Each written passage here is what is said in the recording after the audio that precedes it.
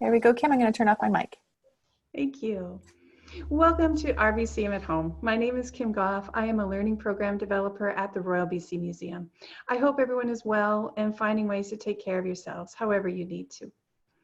I'm coming to you from my home on the territories of the Lekwungen speaking people in Esquimalt.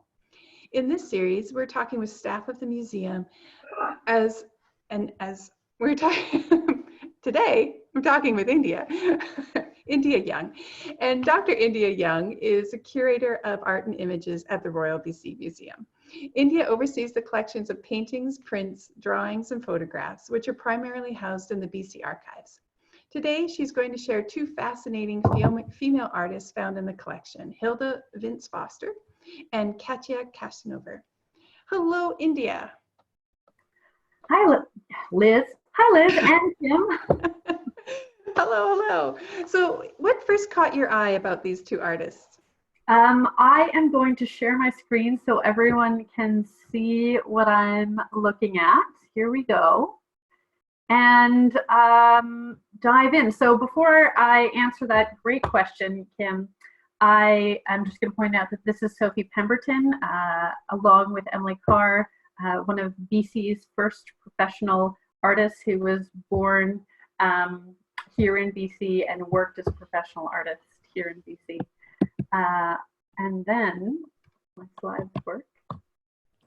Sometimes they takes just a second, but then they're fine. Yay. Yeah, it's a big file with lots of images.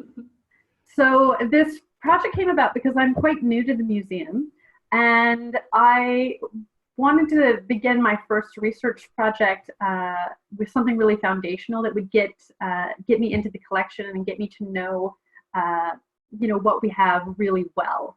And so I first went over the description that had been written by the curator before me, and in the description, which is both accurate, it also is kind of revealing. So the keywords that have been used to describe the collection are maritime and overland exploration, trade and gold rushes, political and military power, transportation, industrialization, architectural drawings, land and seascapes, portraiture, botanicals, watercolors, and promotional art. And I don't know if you guys can read that from there, but I've handily gendered these words in making broad assumptions, highlighting words that could have a male gendered connotation and works that might have a female gendered connotation. And then I also looked over a survey that was done by a really brilliant PhD student in Montreal named Nook Junker, and she did like a really detailed survey of what we have and who made it and where did they come from. And that survey really revealed quite a lot to me. It's not that we have a lot of watercolors, it's that we have a huge number of watercolors. And the way we had been talking about watercolors previously was about the military watercolors by Sir Henry James Ware and the ethnographic watercolors by Theodore Richardson. But a huge selection of our watercolors actually come from women artists who in the 19th and 20th century, predominantly white women artists, were working as sort of that middle upper class refinement of the feminine identity. So we have a huge selection of Crease family photographs, these wonderful watercolors that are botanical, that get into really wonderful precision in terms of the scientific rendering of British Columbia's botanical and also sort of faunal images that are predominantly painted by women. And then I also read a new book that's just out by UVic professor Pat Roy called The Collectors, which is the history of the collection. And I attended one of her talks at Newcomb before we all went, when we were still doing talks together. And her talk was on the women archivists who did the majority of the collecting for the archives. And I really saw a clear relationship between women like Alma Russell collecting the artworks of their friends who were women here in Victoria. And so between Anouk's work and Pat Roy's work, I really saw this huge percentage of women artists. We have around 36% of women artists, and for a historical collection, that's like a huge number. It's nowhere near half, but for a historical art collection, it's big. Historical art collections often sit around the like 8% women artists. So this is a real place that I was excited to dig into. And I also have been just reading generally about Canadian history, and I'm really drawn to the scholarship of Kristen Huneau and Janice Anderson. I don't know if you guys can see this, but they've started this website and a database called Canadian Women Artists History Initiative, and they're really just trying to collect as much knowledge they can about women artists in Canada historically. And so I thought a really great first project would be for me to contribute information from our archives into their database. So people who are looking to learn about women artists then come to their database and know that we have this great, amazing collection. I love that, India. I have a clarifying question about that 36% women and 61% male gender per artwork. Is that 36% per artwork? Does that 36 represent like the number of art or the number of artists? That represents the number of art. Okay. So if we have a very large collection, for example, of someone like Emily Carr, that might increase that percentage. Okay. Yeah, so our two major collections are by Emily Carr, huge Emily Carr collections that really bumps our numbers up. But then we also have the Crease family fawns, and there were 5 artists in the Crease family, 4 of whom were women. So we have like 4,000 artworks. So I don't know the exact number of Crease artworks by each family member. I will be working on finding that out. But that's another thing that really increases our gender representation. And these are 2 of my favorite artists, were Maud Latisse and Nan Chamier, 2 of my favorite Victoria artists from the early part of the century. And I have a couple volunteers that are working with me on this project that are helping to do some of the research. And one of them has just done a great survey of Adeline Baxter. And so this Maud Latisse portrait, who Maud is an artist herself, is by another artist in our collection that now we know so much about that we didn't quite know before. So it's a very exciting project. And with that project, I thought I would look through the collection and see which works really spoke to me, and then drill down on those women artists and how their work got into the collection. And 2 women really stood out, Maria Katharina Cranstover and a woman named Hilda Vincent Foster. So just to start with Maria Cranstover's works, we have 12 of her textiles in the collection. Some are quite large and some are small, and the ones that we have happen to tend towards portraiture, and they're made through a kind of embroidery, but it's not a cross stitch. It's not a type of embroidery that I'm really familiar with. It's wonderfully meticulous, and the colors are super rich, and some of them are clearly made with super fine, dainty thread, and then others are made with more, the larger ones have like more of a yarn quality to them.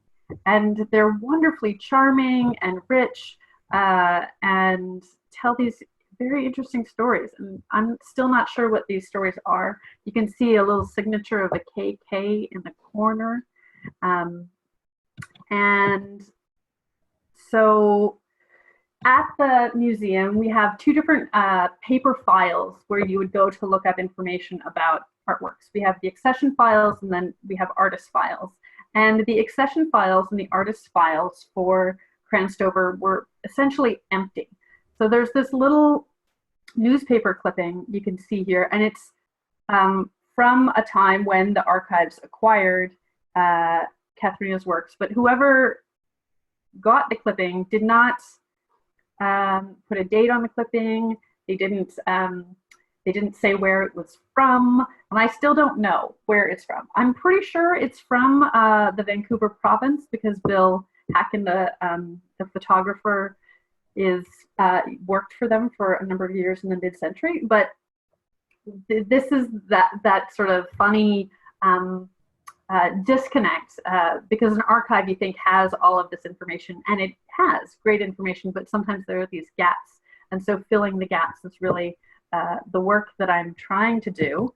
So the file on Cranstover, again, it was super vague. There's an obituary you can see here, and then sort of hand-scrawled notes that aren't particularly legible. We don't really know how they elaborate on the life of Cranstover, or why her works came to the museum, or when they came to the museum. And so I have done a big, deep survey of works, of newspaper articles and exhibitions, and then I've also reached out to people who knew her previously. So Jane Ritchie, also known as Jane Clark, is the daughter of a Penticton artist, P.M. Ritchie, who's another amazing woman artist from the interior. And she also worked as a curator at the then Gallery of the South Okanagan, and I think it's now called the Penticton Art Gallery.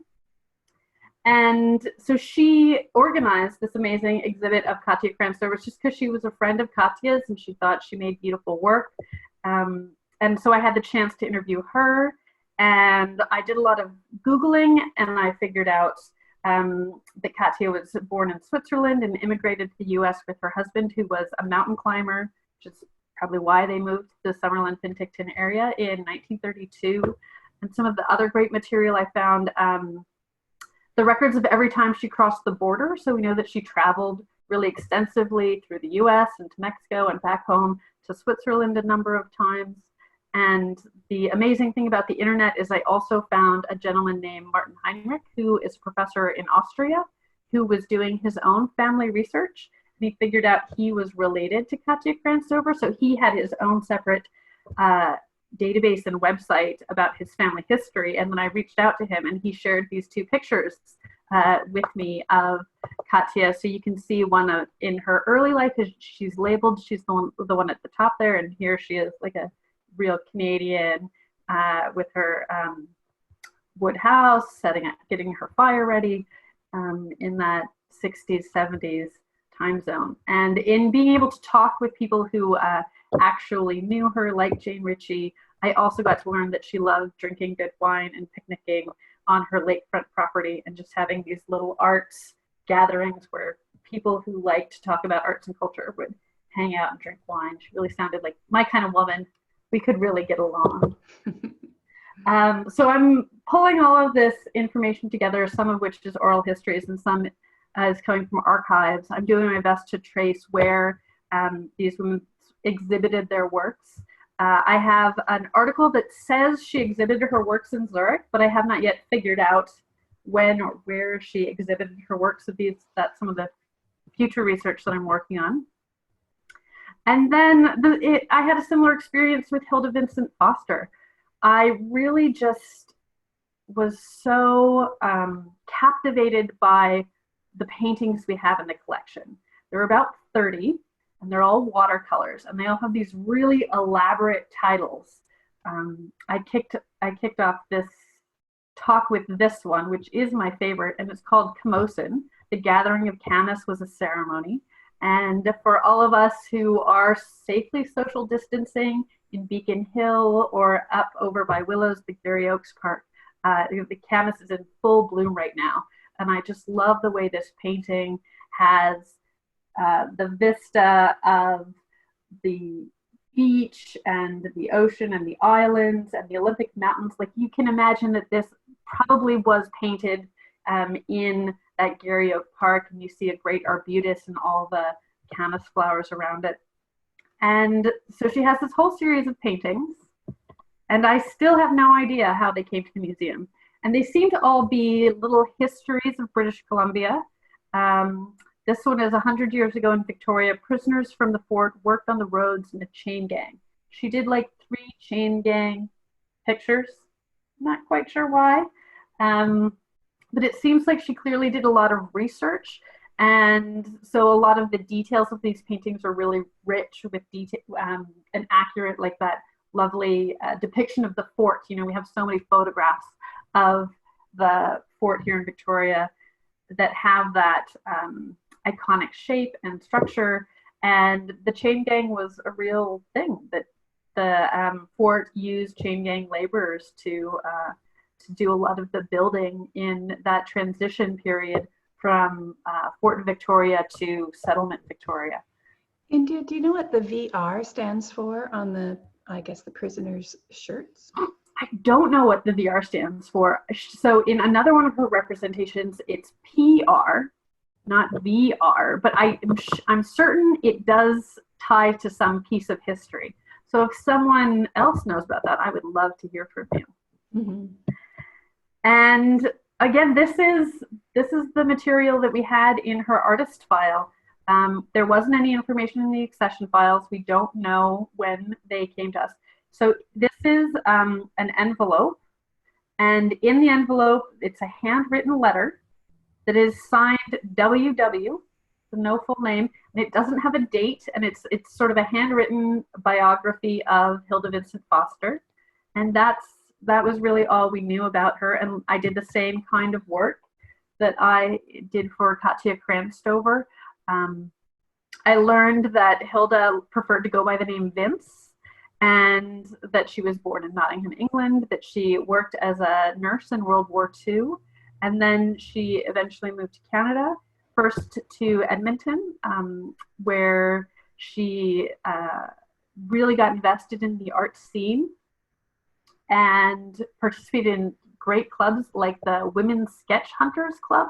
I don't know what the Women's Sketch Hunters Club is, but it sounds like a great group of women to hang out with. And then she moved to Cobble Hill here in Victoria and continued to participate in clubs. And I was able to find only one woman who still remembers Hilda Vincent Foster, because she passed away in 1970.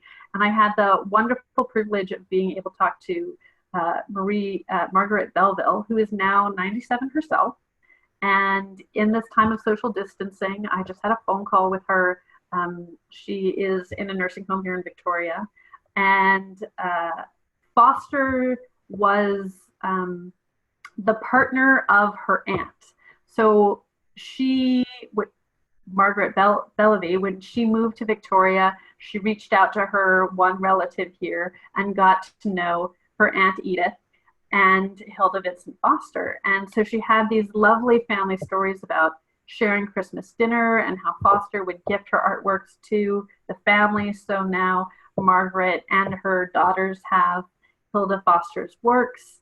And she had these great little details, like she loved to take new people down to swim in Mill Bay. And she would go swimming there all the time, but she would take the people visiting from Ontario who were used to those nice warm Ontario lakes and then convince them it was going to be really fun to jump in the ocean, which was something that she really loved to do. So those were some great personal stories that I learned about her. And then through archival research, I figured out that the Edmonton City Archives also has artworks by Hilda Vincent Foster, and that she liked to exhibit, or I don't know if she liked to exhibit, but one of the places she found to exhibit her work beyond art institutions were county fairs. Like kind of Sorry, fairs. What kind of fairs? County fairs. Like County, okay. Where you would go, to buy your pigs for the year. I don't know what you do at county fairs. But so she had stands at county fairs, and she also was included in a couple major exhibitions, like one at Vancouver Art Gallery in 1945, and one at the Royal Academy of Arts in 1941.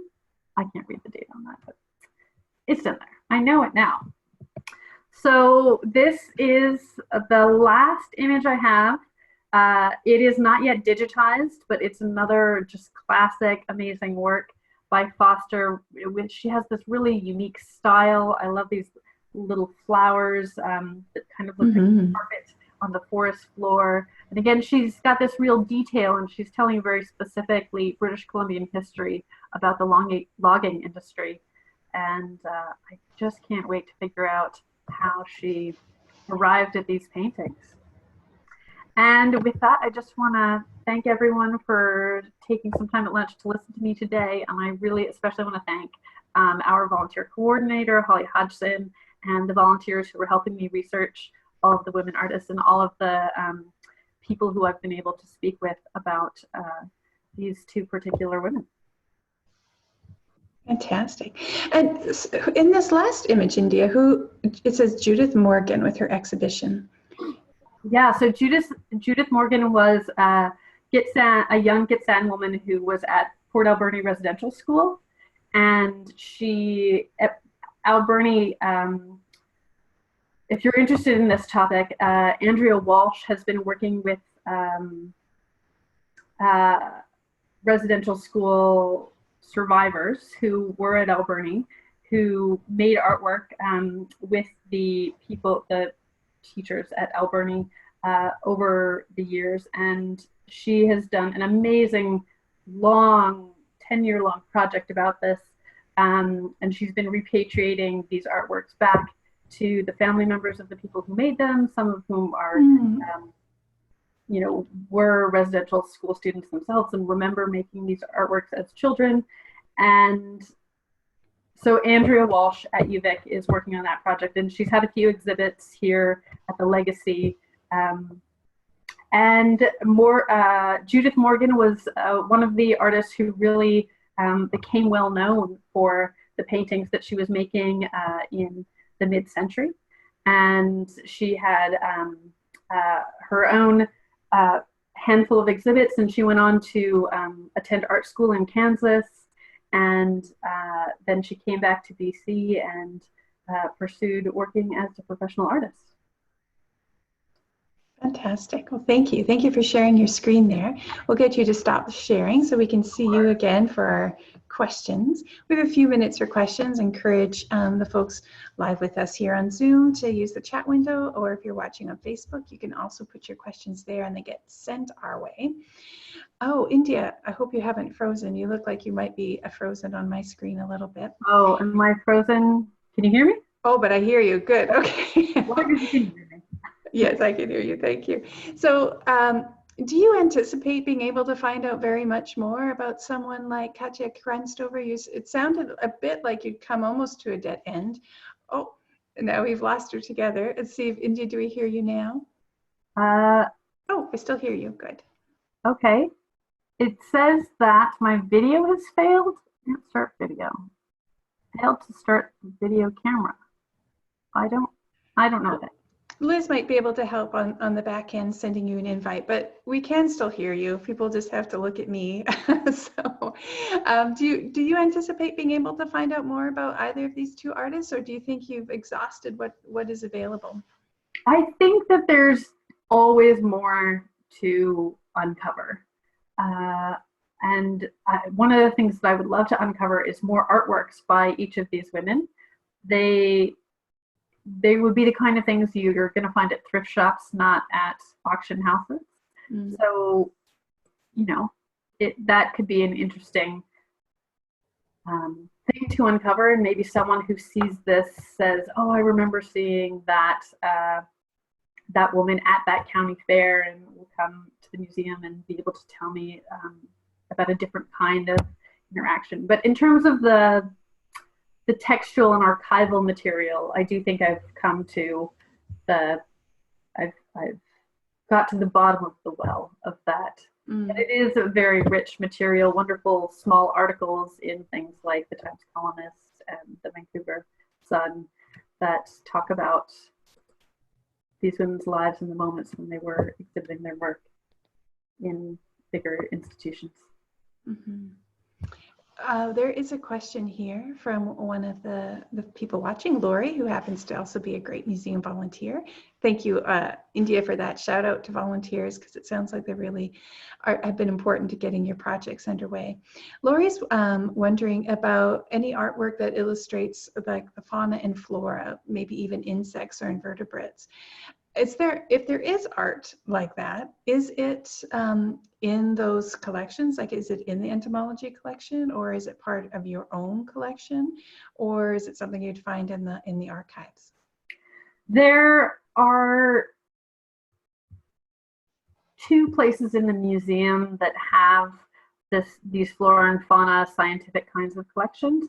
One is in the archives in the PDP collection, and one is in the, I guess there are two other collections. One is housed in botany, and one is housed on the fifth floor with Leslie Kinnis, who is the collections manager for birds and mammals. And those works were created predominantly by artists who worked for the museum, like Frank Beebe and Lily Sweeney and Betty Newton, who were working for the museum for the purpose of creating scientific renderings.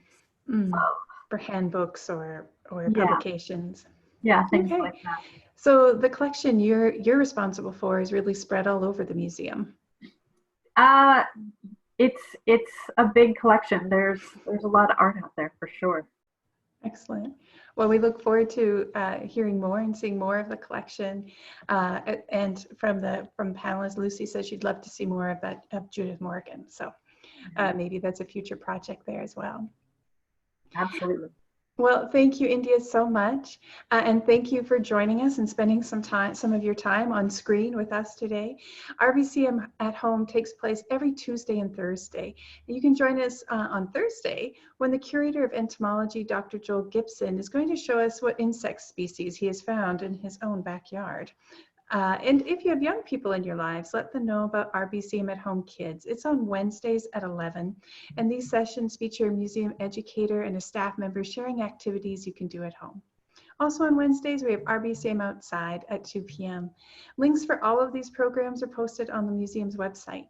And while we wait for better days, I'm happy to have this way to share some time with you and be connected to the wider community. Thank you all for joining us, and please take care of yourselves. Here we will stop our recording, and thank you, Liz, in the background again for all your help keeping us rolling today. I'm sorry we lost you there, India. Yeah, I'm still here.